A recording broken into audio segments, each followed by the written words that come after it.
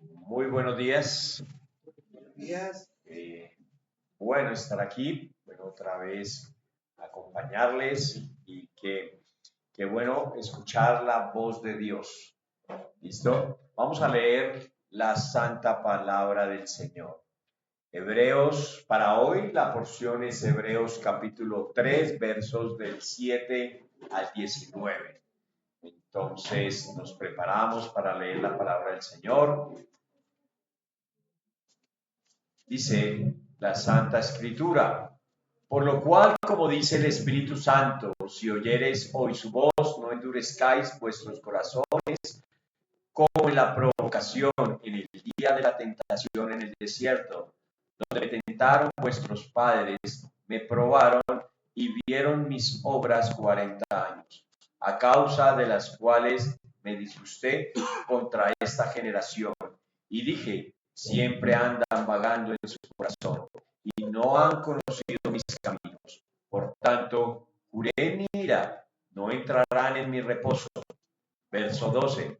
Mirad, hermanos, que no haya en ninguno de vosotros corazón malo de incredulidad para apartarse del Dios vivo. Antes, exhortados los unos a los otros cada día, entre tanto se dice hoy, para que ninguno de vosotros se endurezca por el engaño del pecado, porque somos participantes de Cristo, con tal de que retengamos firme hasta el fin nuestra confianza del principio. Entre tanto se dice, si oyeres hoy su voz, no endurezcáis vuestros corazones como en el día, como en la provocación. ¿Quiénes fueron los que habiendo oído le provocaron? ¿No fueron todos los que salieron de Egipto por mano de Moisés? ¿Y con quiénes estuvo el disgustado 40 años? ¿No fue con los que pecaron, cuyos cuerpos cayeron en el desierto? ¿Y a quienes juró que no entrarían en su reposo, sino aquellos que desobedecieron? Y vemos que no pudieron entrar a causa de la incredulidad. Señor, Padre, hoy te damos gracias por tu palabra. Te rogamos, Señor, como lo hablábamos hace un momento, Señor, esa inspiración, Señor, que tú le diste a este autor para que hoy pudiéramos leer tu palabra, Señor, sea viva y eficaz en nuestras vidas, Señor. Te lo rogamos en el nombre poderoso de nuestro amado Señor Jesucristo y te rogamos, Señor, que hables a tu iglesia en este día. Amén y amén. Bueno, ustedes se han visto cuando viajamos en carretera que hay letreros, ¿cierto? Unos letreros que dicen la ciudad más cercana queda tantos kilómetros o curva peligrosa, ¿cómo se llama? Sí, señales de tránsito, ¿sí? Pero quiero que nos enfoquemos más bien en estas señales que nos dicen Girardot tantos kilómetros, ¿cierto? Eh, no sé, peligro en obra en la vía, ¿cierto? Entonces, estos letreros no están colocados directamente, por ejemplo, en la zona de derrumbe, ¿no? No están colocados donde pasó el hecho, sino mucho antes, ¿cierto? ¿Para qué? Para que el conductor vaya prevenido, ¿cierto? Y esté alerta y sepa que, imaginémonos un viaje familiar, y va pendiente en su carretera, en su viaje, y ve este letrero, ¿qué tiene que hacer? ¿Seguir fresco, seguir tranquilo? No, estar alerta, ¿cierto? Bueno, ese es el primer ejemplo. El segundo es algo diario, algo que es de cada uno de nosotros. Cuando nosotros vamos a hacer mercado, ahora la ley exige que todos los productos tengan una marquita, ¿cierto? Dice alto en sodio, por ejemplo. Lo que más nos gusta es lo que más tiene etiquetas negativas, ¿cierto que sí? Entonces, todo lo que es galguerías y embutidos y todo esto trae su marquillado. Por ejemplo, los que fuman, traen en la caja de cigarrillos una advertencia, ¿cierto? Peligro, cáncer, hasta una foto yo lo vi hace poco en una caja de cigarrillos, no fumo, pero lo vi, como una persona con cáncer, ¿sí? Como una radiografía de un cáncer de garganta o de boca, sale ahí, ¿cierto? Pero esto que advierte, le advierte a la persona que está utilizando estos productos que hay una consecuencia, ¿cierto? Como es como el letrero de la vía, ojo, hay un peligro, ¿sí? Pero vemos muchas veces que pasamos por alto estas señales de advertencia. Muchas veces las ignoramos, muchas veces hasta pasamos, vamos, y ustedes vieron algo, no vimos nada, eso era pura mentira, ¿sí? Yo creo que la porción de hoy es ese alto, esa valla en el camino en la vida cristiana que nos advierte, pilas, pilas. Y yo creo que más que esta porción, todo el libro de los Hebreos es esa advertencia para el creyente, porque comenzamos con una acusación, se están deslizando, ojo, se están desviando, ¿sí? Miren, el cristiano en la vida, valga la redundancia, el cristiano en la vida cristiana necesita las pruebas, son necesarias. Yo no creo en un cristiano que esté eh, o que diga que es cristiano y esté en desacuerdo con las pruebas. ¿Sí? O las iglesias que digan ser cristianas y que reprendan las pruebas y que todo tiene que ser color de rosa. No, las pruebas en la vida del creyente son necesarias. Pero siempre que recordemos las porciones que vamos a meditar, pensemos en estos hermanos que estaban pasando por pruebas y por dificultades. ¿Sí? ¿Sí me estoy haciendo entender? Primero es una advertencia. Entonces nos advierte, miren, ¿cuándo? El día que nos vamos a estrellar, no, mucho antes, pilas, ¿sí? Y segundo, miren, Dios es tan bueno que nos dicen que las pruebas son necesarias para cada uno de nosotros, ¿sí? Miren, las pruebas nos enseñan. ¿O quién no ha sido enseñado en las pruebas? Escuché a un predicador que decía que el mejor seminario para un pastor o para un hermano es el tiempo de aflicción. Y es verdad. Nos fortalece. Cada vez que salimos de una prueba, ¿no les ha pasado que salimos como más renovados, como un Señor, con más fe de que nos sacó de esta prueba? Mire todo lo que tienen las pruebas, porque son necesarias para el creyente. La Biblia en el libro de Santiago, la carta de Santiago dice, Santiago 1:2, hermanos míos, tened por sumo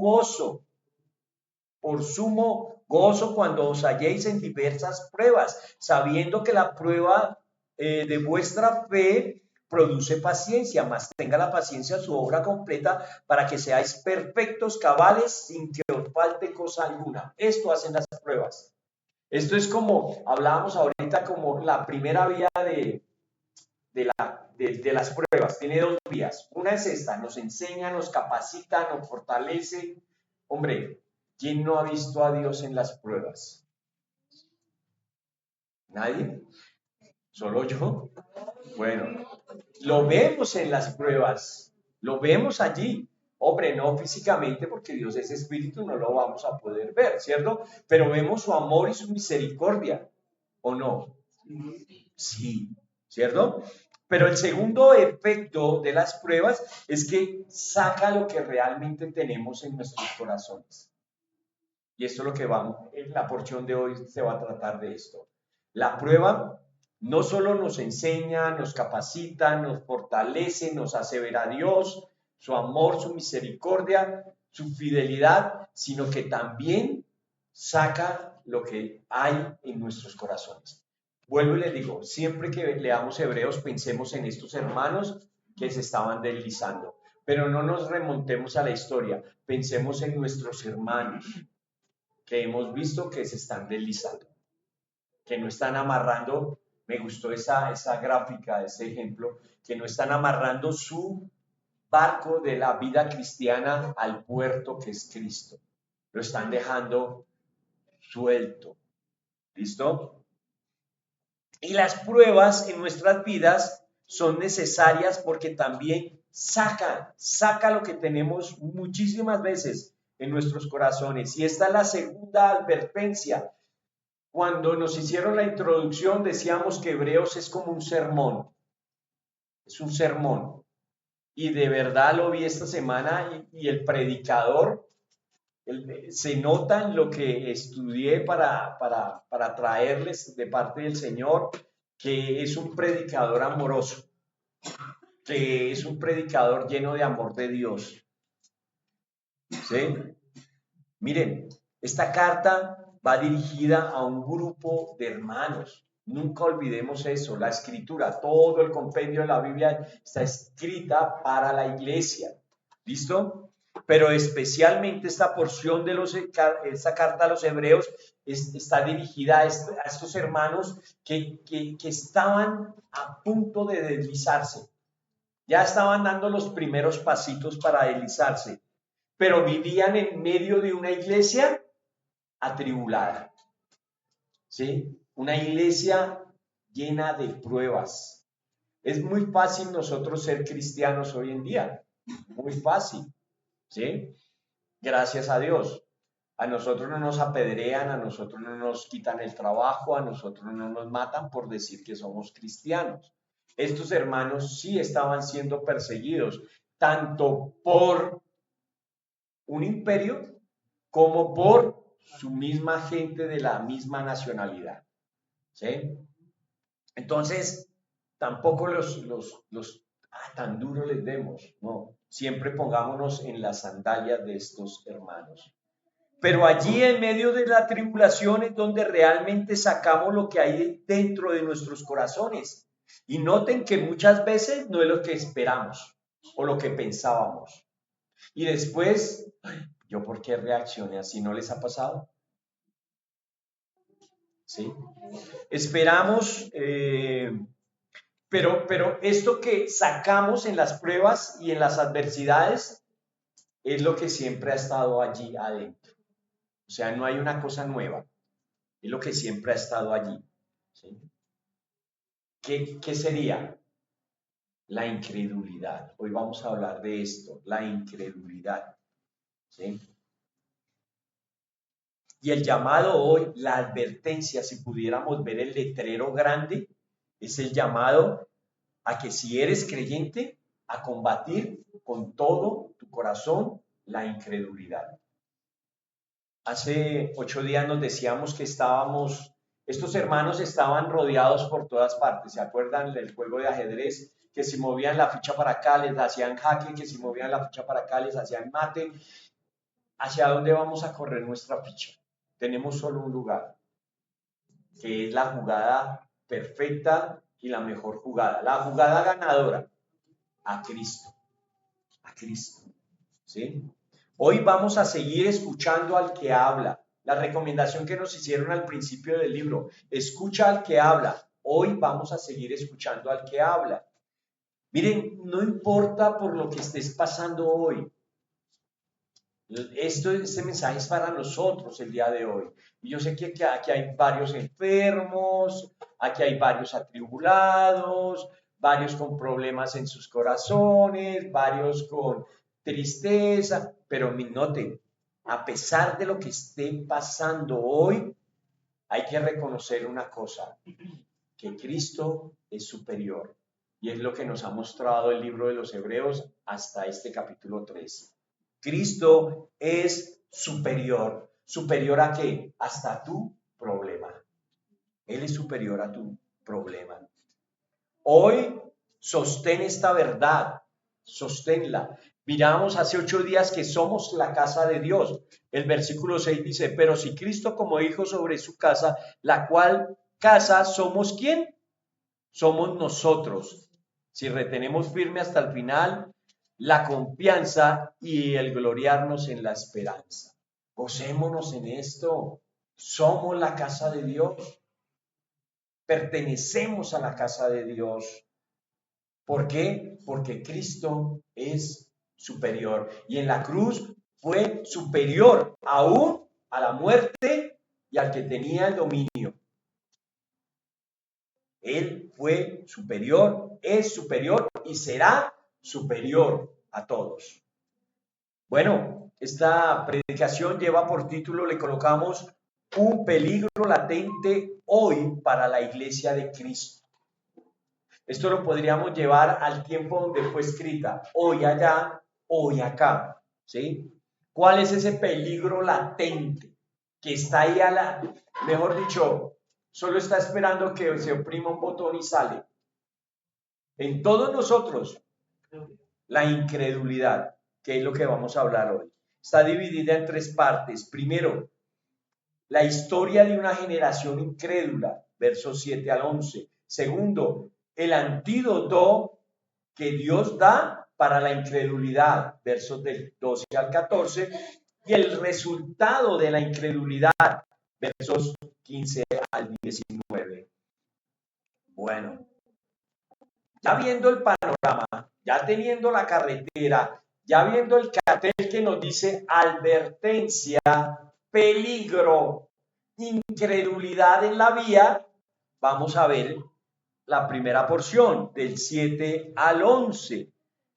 Por lo cual, como dice el Espíritu Santo, si oyeres hoy su voz, no endurezcáis vuestros corazones como en la provocación en el día de la tentación en el desierto, donde me tentaron vuestros padres, me probaron y vieron mis obras 40 años, a causa de lo cual me disgusté contra esta generación. Y dije, siempre andan vagando en su corazón y no han conocido mis caminos, por tanto juré en mi ira que no entrarán en mi reposo. Tremendas palabras, tremenda advertencia. Y vamos a ver la historia de una generación incrédula. Esta generación es la que Dios sacó del desierto y vagaron durante 40 años en el desierto. Esa es la historia de esta generación. ¿Listo?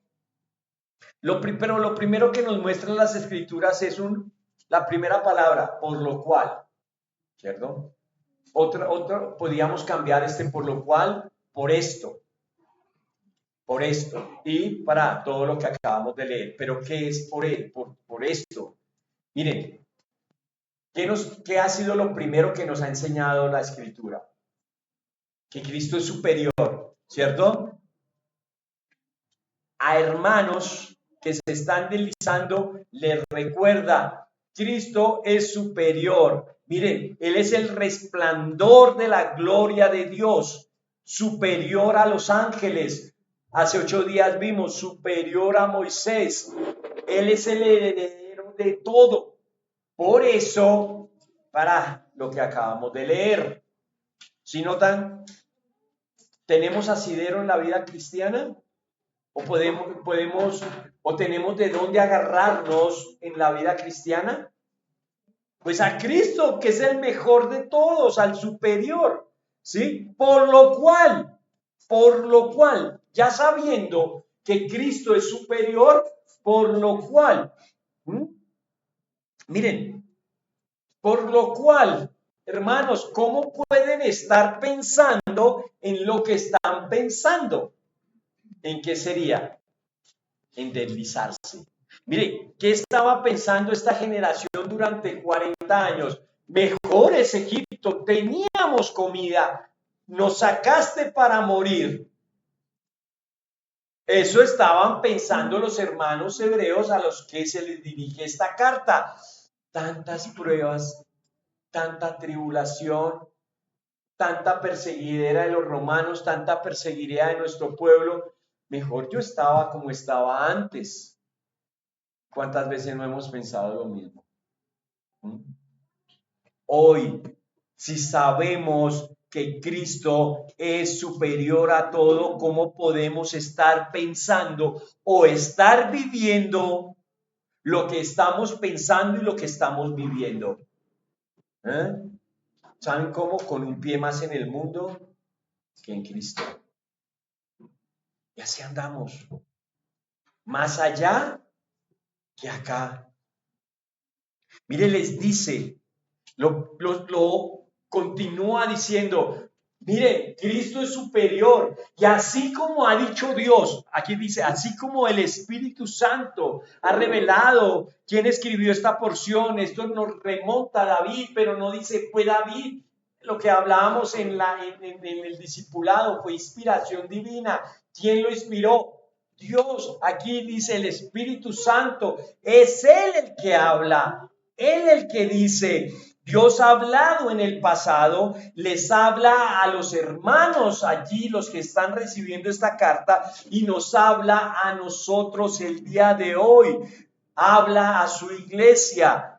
La palabra de Dios es viva, es eficaz, tanto en el pasado como hoy. Mire, es tan viva y eficaz que hizo lo que tenía que hacer en los hermanos que recibieron esta carta, como lo va a hacer en nosotros el día de hoy. Él habla y dice que debemos hacer solo una cosa. Miren, como dice el Espíritu Santo, como habla Dios, como habla el superior, como habla el que ha venido hablando, solo tienes que hacer una cosa. ¿Qué cosa? Continúa allí, si oyeres. Pero a veces nosotros cuando Dios dice, solo tienes que hacer una cosa, ¿saben qué pensamos? En obras, sacrificios. ¿Qué hacemos? Hagamos esto para agradar a Dios, hagamos lo otro. ¿Sí? Dejemos de hacer esto porque no. Solo hoy nos dice que tenemos que hacer una cosa. Y es, mire, para nosotros es lo más difícil que hay. Escuchar a Dios. Porque no nos gusta lo que nos dice. Porque va en desacuerdo con nuestro querer. ¿Sí? Pero solo tenemos que hacer esto. A pesar, miren, a pesar de lo que estén haciendo, les continúa diciendo que no deben hacer. ¿Qué deben hacer? Oír, escuchar la voz de Dios. ¿Y qué no deben hacer? Endurecer su corazón, a pesar de la circunstancia que estén pasando. Miren, endurecer el corazón es el resultado de ¿qué? De no oír la voz de Dios.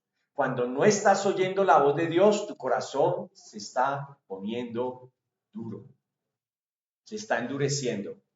Estás desamarrando tu barco y listo, ¿para qué? Deslizarte.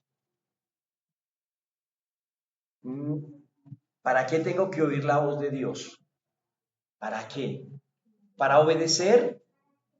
Para solo obedecer. Hermano, no puedo obedecer sin escuchar la voz de Dios.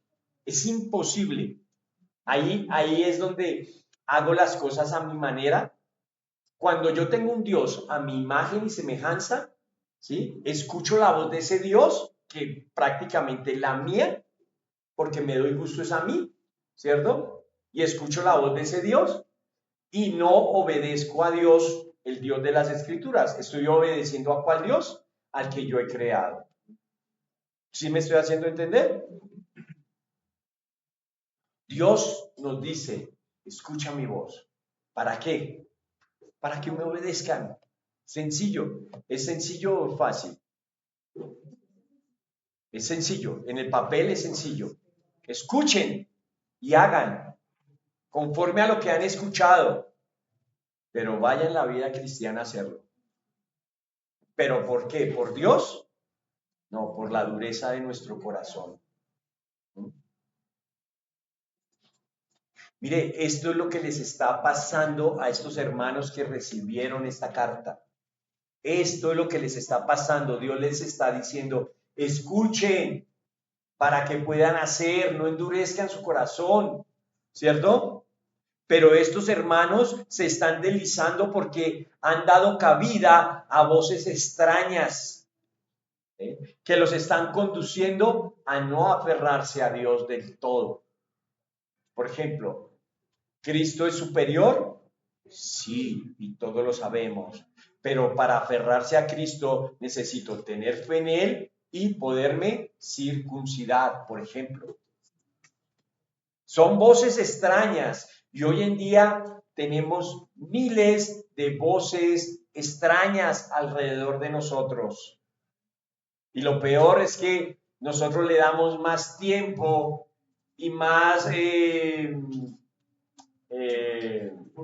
importancia, ¿sí?, a estas voces que a la voz de Dios. ¿Y dónde encontramos la voz de Dios? En la palabra. La palabra. En la palabra. Mira, a veces pasamos horas en internet. ¿Cuánto le estás dedicando a la escritura? Que es la voz de Dios. Hermanos, Dios nos dice hoy, escuchen mi voz. Oigan lo que les tengo que decir. No endurezcan su corazón. El llamado de hoy es a escuchar la voz de Dios. Miren, rechazar la palabra de Dios es rechazar al Dios mismo. Es así de sencillo.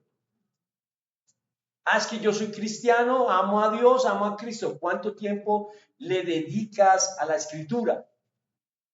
Conociendo a ese Dios que amas. ¿Cuánto? Semanal, mensual, estás estudiando la escritura, meditándola, porque con la de boca para afuera decimos le amamos, pero ¿qué vamos a amarlo si no le conocemos? Miren, Dios habla hasta el día de hoy, habla a través de su creación. El Salmo 119 dice esta versión: los cielos cuentan la gloria de Dios y la expansión denuncia o dice las obras de sus manos. Así habla Dios. Dios también habla a través de la escritura, la más rica fuente, la única fuente de inspiración. ¿Quieres conocer a Dios? Mira la escritura, lee la escritura. Segunda de Pedro 1:19, tenemos también la palabra profética más segura, a la cual hacéis bien en estar atentos como una antorcha que alumbra un lugar oscuro hasta que el día esclarezca y el lucero de la mañana salga en vuestros corazones. Habla también por Cristo. Hebreos en los primeros versos nos dice que Dios en estos postreros días también nos ha hablado ¿por quién? Por su Hijo.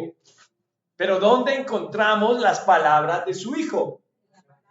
En la Escritura, ¿cierto? A mí me encanta esa porción cuando van estos dos discípulos, todos tristes, todos acongojados, van de Jerusalén a Emaús y van por el camino y se encuentran una persona, ellos no reconocen al Mesías, ¿sí?, a Cristo resucitado, y comienza él a hablarle de las Escrituras. Y por medio de las Escrituras es que ellos reconocen a Cristo. ¿A dónde llevó? Volvamos al texto. ¿A dónde llevó la incredulidad a estas personas, a esta generación? ¿Hasta dónde la llevó? Estaban en el desierto. Mire, Dios les había acabado de sacar de Egipto. ¿Cuántos años pasaron en esclavitud? Más de 400 años en esclavitud.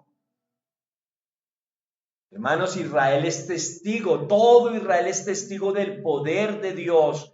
Esta generación a la cual nos lleva el pasaje el día de hoy ha visto muchas señales y prodigios de Dios. Muchas, todas las vieron. Vieron convertirse, hablemos de unas, el agua en sangre. ¿O eso es normal? No. Vieron abrirse un mar en dos y pasaron secos por en medio de ellos. Mis hermanos, esta generación es muy bendecida. No porque vieron y porque gozaron de eso, sino porque Dios estaba con ellos en medio de su pueblo. Andaba, iba con ellos. Estos que nos narra la Biblia hoy, miren, Dios les provee todo lo que necesitan en su peregrinaje. ¿No les dio comida? Pero antes de la comida nos hubiéramos quedado en Egipto, no hubiéramos muerto de hambre, vamos a morir de hambre. Allá teníamos manjares, mentiras, no tenían nada, eran esclavos. ¿No les dio agua? Sí. Nos trajo aquí a morirnos de sed. No. Miren, ¿no les dio seguridad? ¿No andaba como una nube en el día para taparlos de los rayos del sol y en la noche una columna de fuego para que vieran por dónde iban? Dios les provee lo que necesitaban en su peregrinaje. Pero ¿cuál fue la respuesta? Miren, les dio comida, agua y seguridad. ¿Cuál fue la respuesta del pueblo? Incredulidad, provocación, tentación. Provocaron a Dios, tentaron a Dios. ¿Por qué? Por su incredulidad. Hombre, viendo lo que están viendo esa columna, viendo el maná, las codornices, y aún dicen, mejor si hubiéramos estado en Egipto. La historia de esta generación está marcada por una sola cosa: incredulidad. Mire, cada vez que ellos pasaban por una prueba, ¡pum!, sacaban lo que tenían en su corazón: incredulidad. Hombre, nunca los escucho diciendo, esperemos qué Dios tiene con esta prueba, qué nos enseña con esto. Nos falta agua, si nos sacó de Egipto, pues esperemos qué nos va a traer. No de una vez hubiéramos mejor morir en esclavitud que vivir aquí, nos va a matar. Pero la historia de esta generación nos habla de la negativa de confiar en las palabras del Señor durante todo el camino en el Éxodo. Recuerden, el escritor inspirado les dice a los hebreos, recuerden, esta era historia para ellos, historia patria, podríamos decir, para ellos. Salmo 95, del 7 al 11. Pero este salmo inspirado narra los acontecimientos de Éxodo 17 del 1 al 7. ¿Qué hizo la prueba? Tenían sed y es lógico, están caminando, hay sol, hay calor, pues lógico que les dé sed, ¿cierto? Pero ¿qué es lo primero que tienen en su corazón y qué es lo que sacan? No, nos trajo aquí a matarnos de sed. Ellos vieron de primera mano y no creyeron.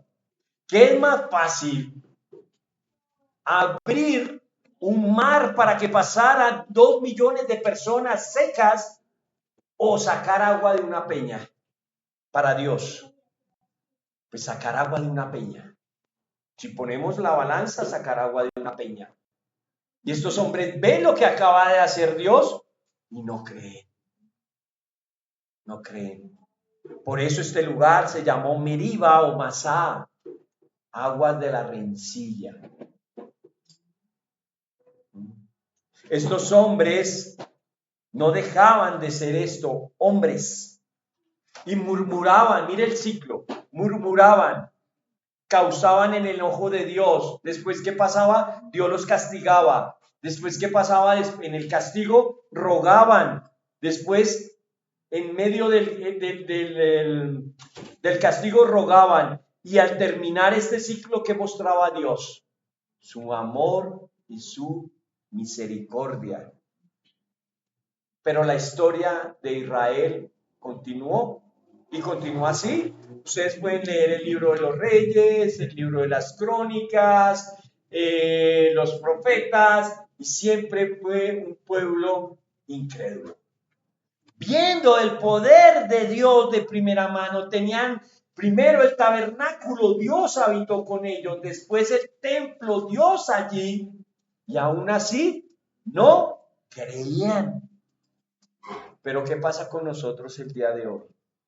Allí les dice, vieron durante 40 años mis milagros y mis prodigios y no creyeron.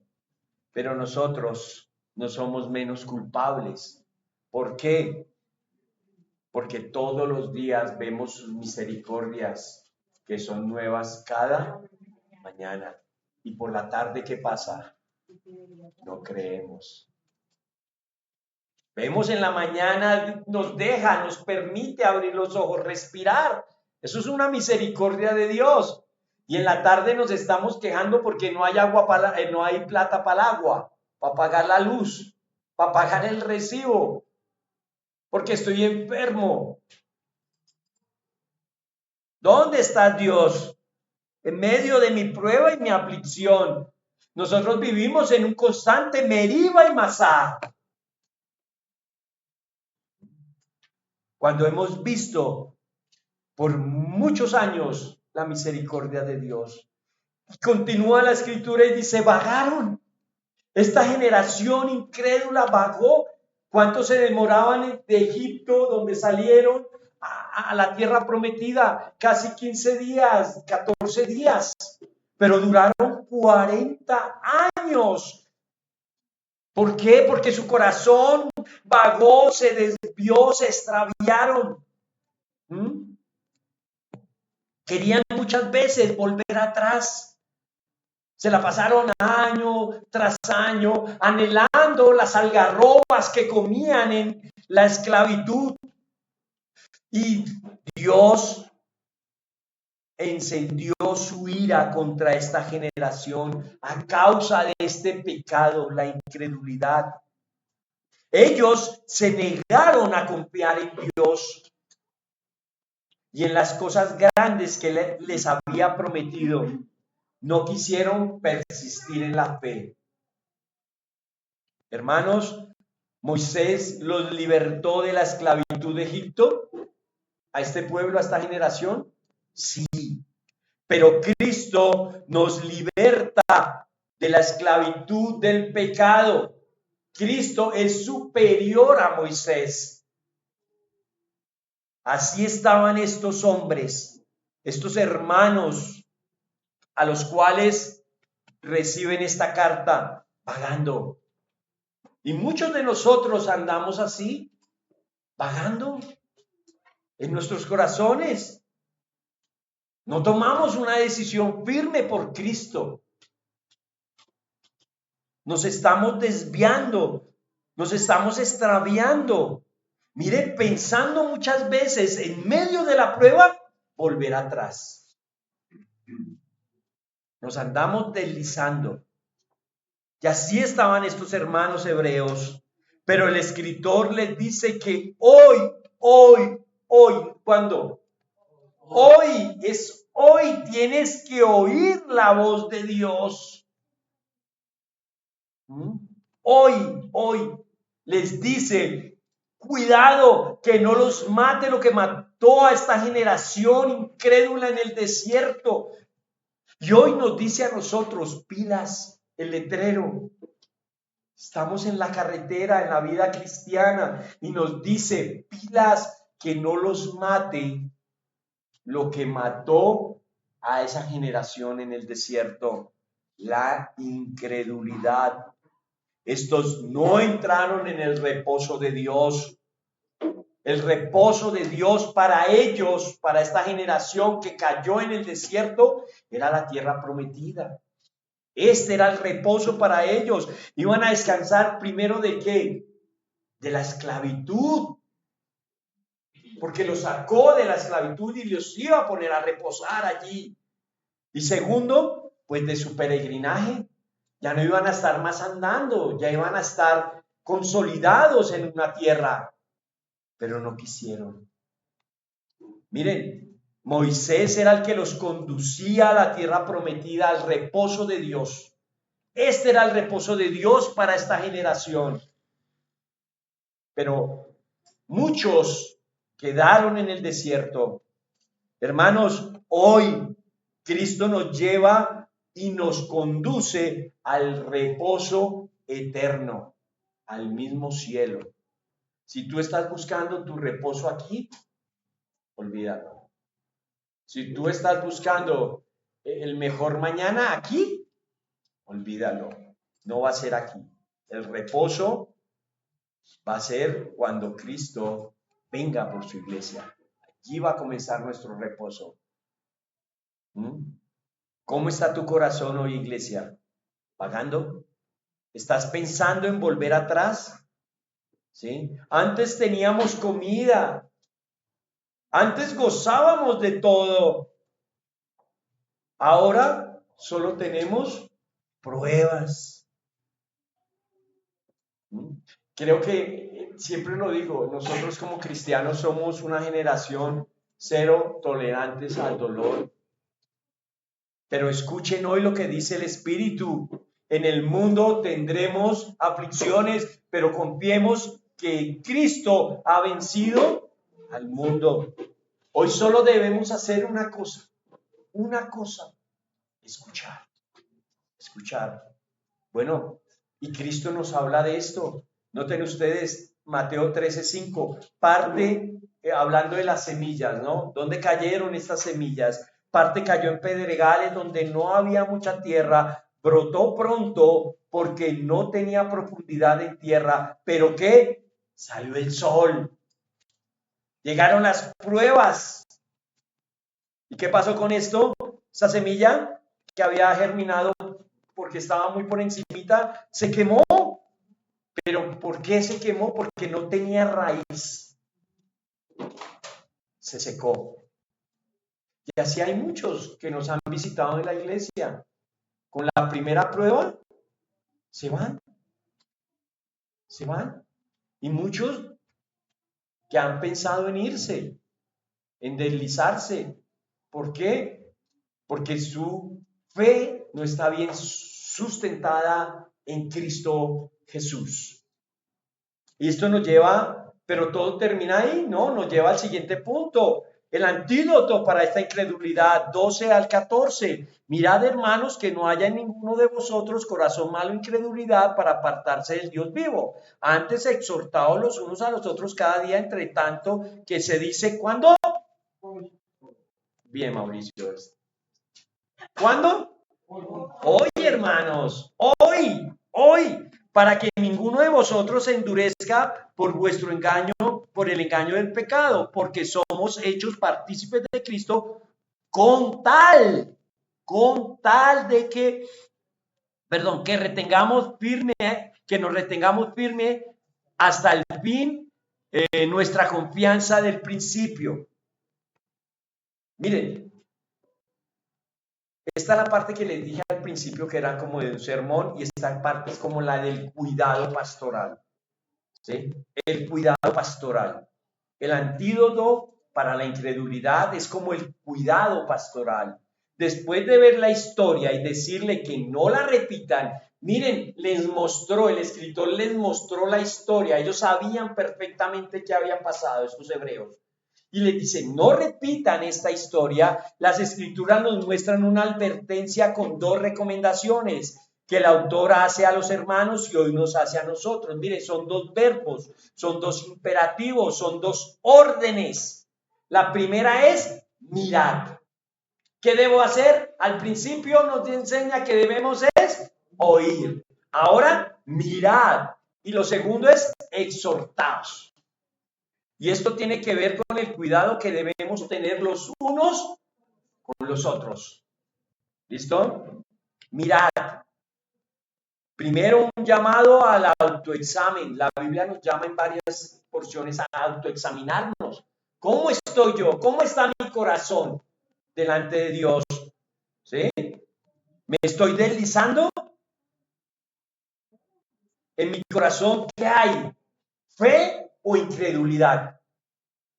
Pero lo segundo es que muchas veces ni siquiera me doy cuenta de lo que hay en mi corazón. Y esto como mala hierba crece y se reproduce. La incredulidad. Pero miren, es allí la importancia de la iglesia. Yo he escuchado personas, porque ni siquiera les puedo decir hermanos, que son cristianos. Ellos dicen, soy cristiano, pero no necesito una iglesia. No necesito una iglesia. ¿Mm? Pero noten, el que tienes al lado es importante en tu vida. Muy importante, muy importante. Si eres creyente, el que tienes al lado, y no al esposo, porque lo vas a tener ahí siempre. Mejor mira al otro lado. Ahí, ese, a tu hermano.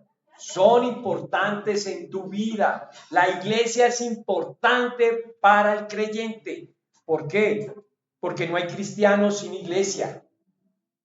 Yo no me puedo llamar cristiano sin un grupo de hermanos redimidos, lavados con la misma sangre, compartiendo la misma esperanza y fe. Yo no me puedo decir que soy cristiano sin esto.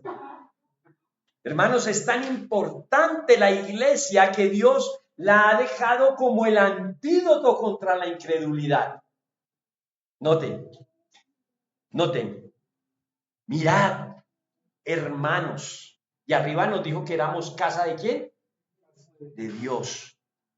Que no haya en ninguno de vosotros corazón malo de incredulidad para apartarse del Dios vivo. ¿Sí? Mirad, miren, hermanos. Primero miren, yo miro mi corazón, cómo estoy.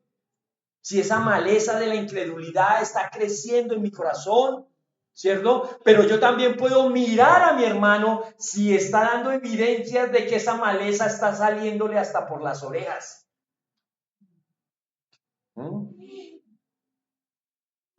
Va a salir.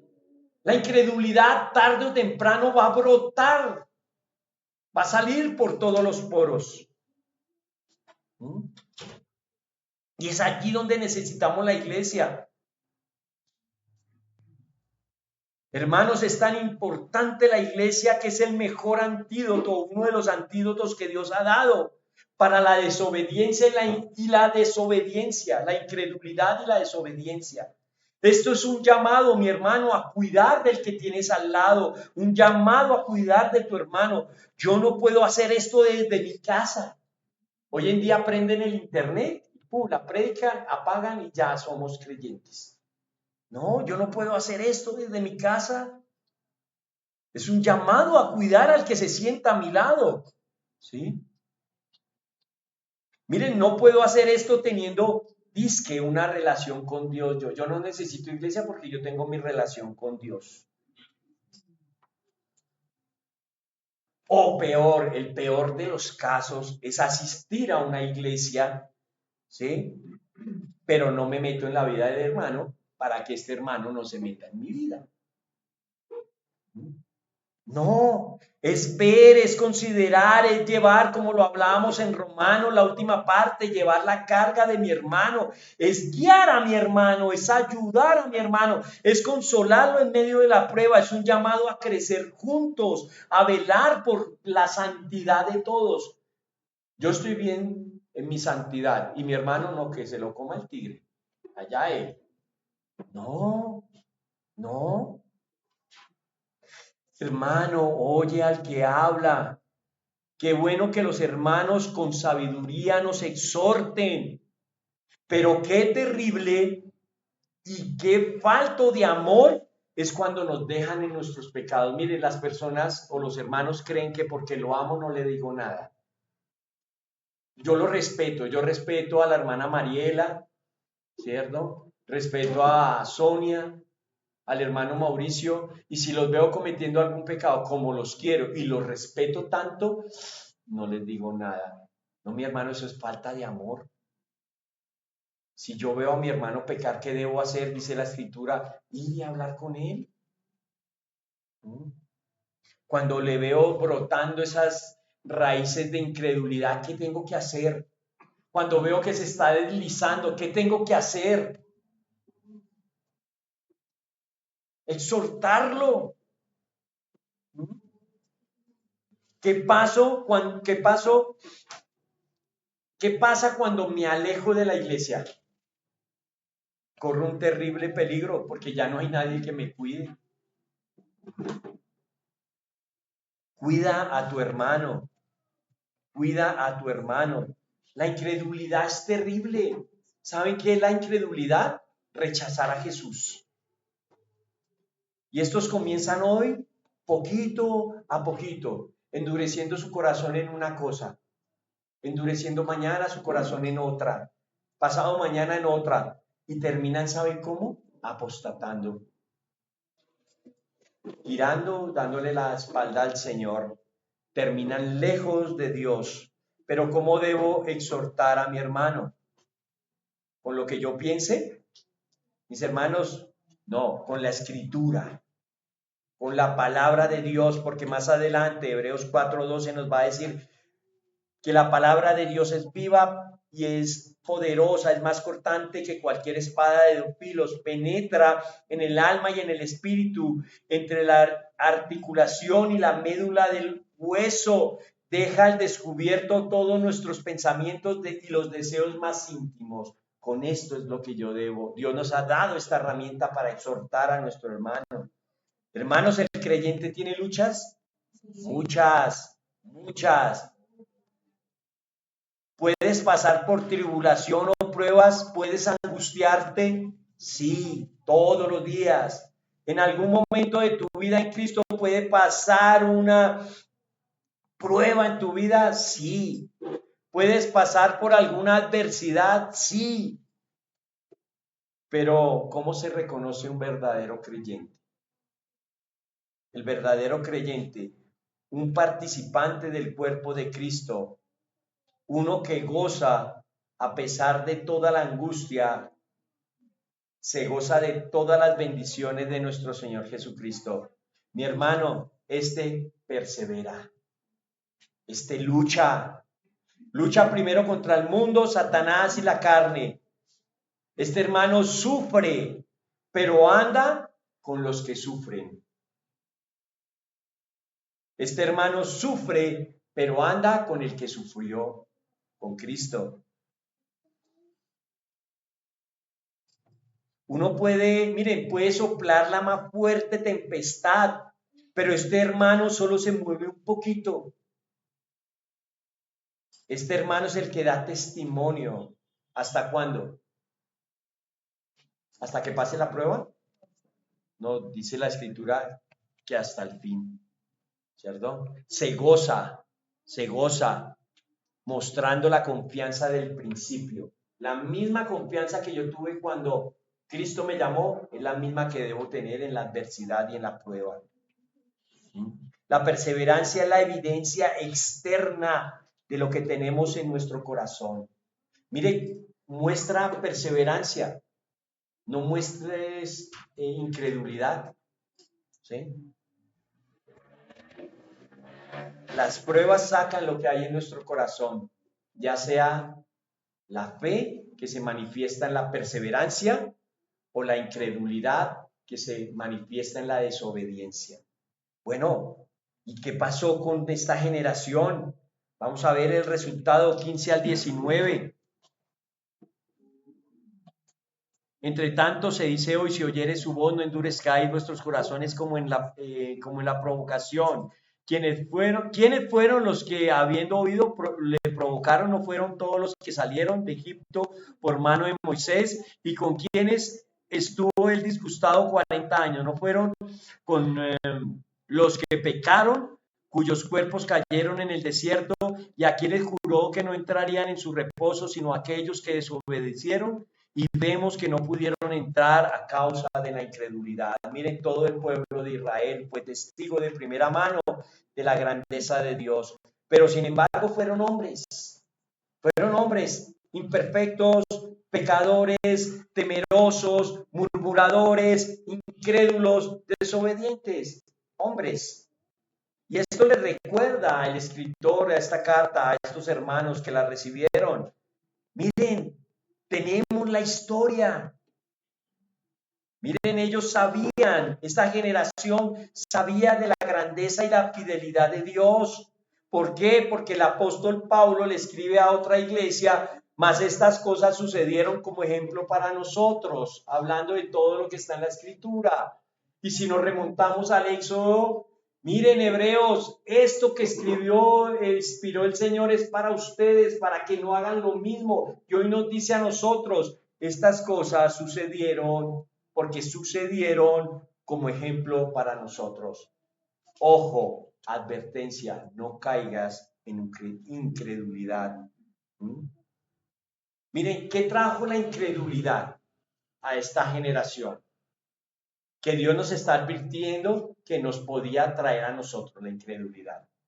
Una cosa, la ira de Dios. Un atributo poco conocido, poco mencionado en las iglesias, pero este atributo revela el carácter santo de Dios. ¿Sí? Hoy vemos un Dios, Papá Noel, bonachón, buena gente, barba blanca, sentado en su trono, complaciendo a todo el mundo, trayendo regalos a todo el mundo. No, Dios también se aira. Aquí dice que trajo la incredulidad de esta generación del desierto, trajo la ira de Dios. Nuestra incredulidad, ¿qué va a traer si Dios es el mismo ayer, hoy y mañana? La ira. Los actos de los hombres no quedarán impunes.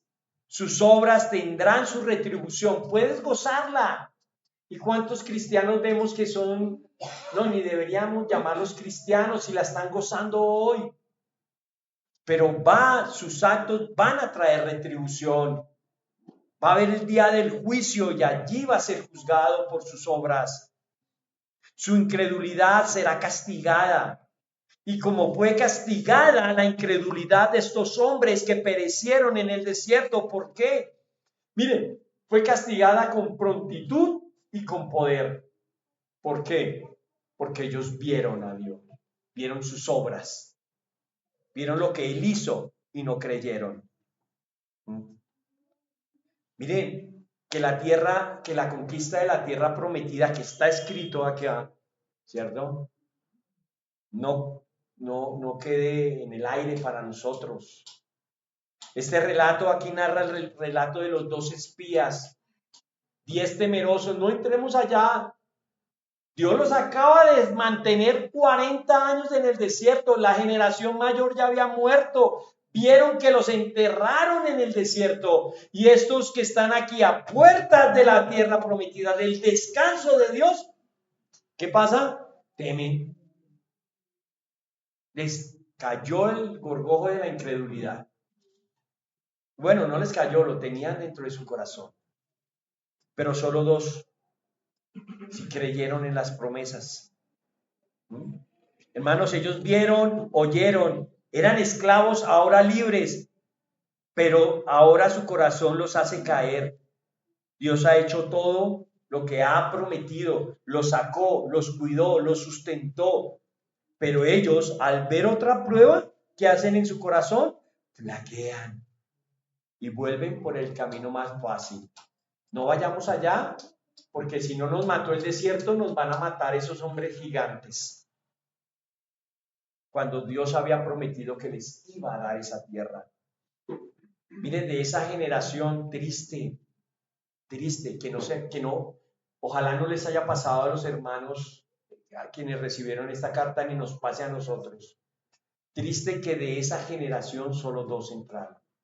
Es más, ni Moisés no entró en ese momento al reposo de Dios. Solo 2, de 2 millones, bueno, la mitad, los mayores de más de 40 años se quedaron en el desierto. Antes, estos hombres que perdieron sus vidas en el desierto fueron testigos de la fidelidad de Dios, pero ahora ¿saben qué son? Testigos del juicio de Dios. ¿Quiénes fueron los que, habiendo oído, le provocaron? ¿Con quiénes estuvo disgustado? ¿A quiénes juró? ¿No fueron a todos los que pecaron? ¿Y cuál fue su pecado? La desobediencia. Pero esto tiene la raíz en la incredulidad. ¿Sí? Son los que están pensando hoy en deslizarse, viendo y oyendo la misericordia de Dios todos los días a pesar de las pruebas. ¿Quiénes son los que pueden ver el cuidado constante de Dios en sus vidas, sino sus hijos?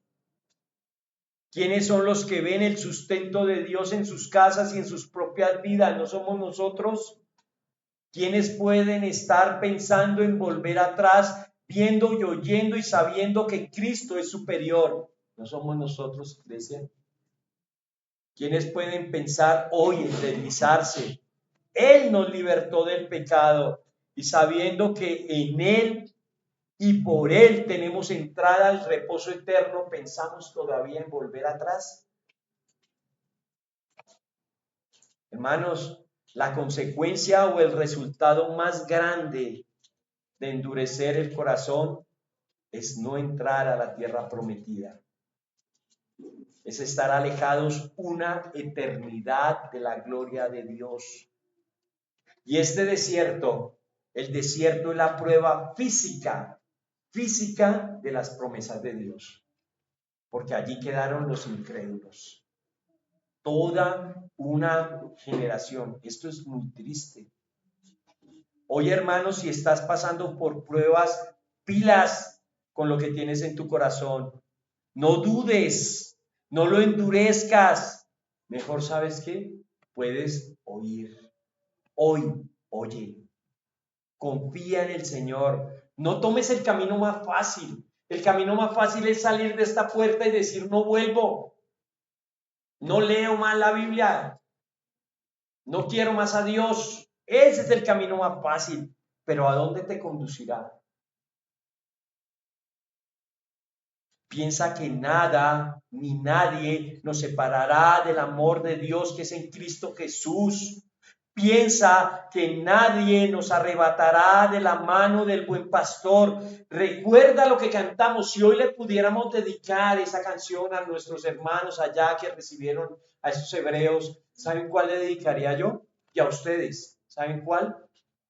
He decidido seguir a Cristo. No vuelvo atrás, no vuelvo atrás. Padre, Señor de la gloria, hoy te damos gracias por tu palabra. Gracias.